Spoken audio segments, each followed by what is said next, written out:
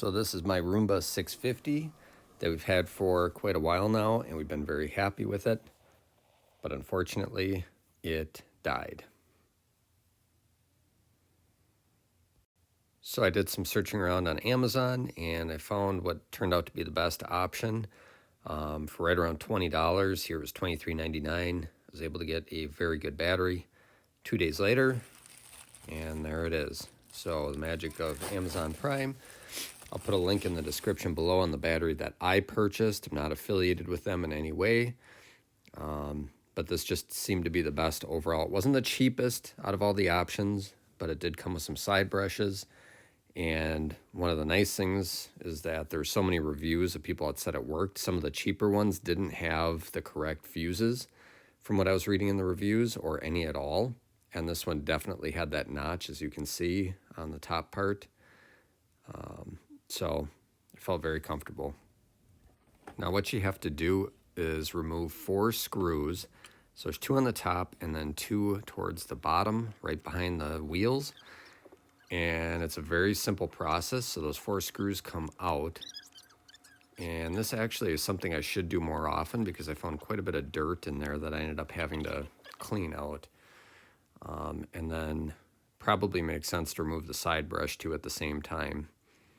And this is a very simple swap. You just pull out the old battery, and then all you need to do is make sure that the contact points on the bottom of the new battery are going in to where the contact points are inside of the Roomba, which is very easy to see when you're doing it.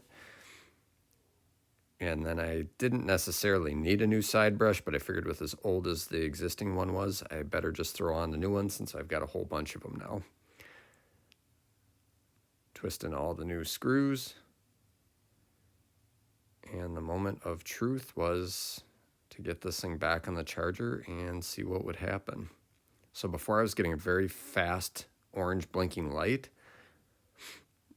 and now with the new battery, it's working perfectly. And I do say to cycle the battery at least 2 to 3 times all the way down. So what you're going to want to do is actually unplug your base station so it doesn't recharge. Let the vacuum go until it totally dies on you. And I did that 3 full times, and I'm getting a good 2 hours plus on this battery.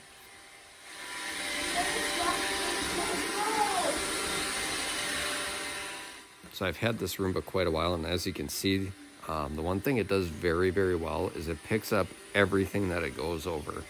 So some of my other vacuums, they're a lot quieter, but with certain types of debris, it'll actually not always suck it up and it'll spit it out the back. So one example of that would be like oatmeal. If my kids spill like dry oatmeal on the floor.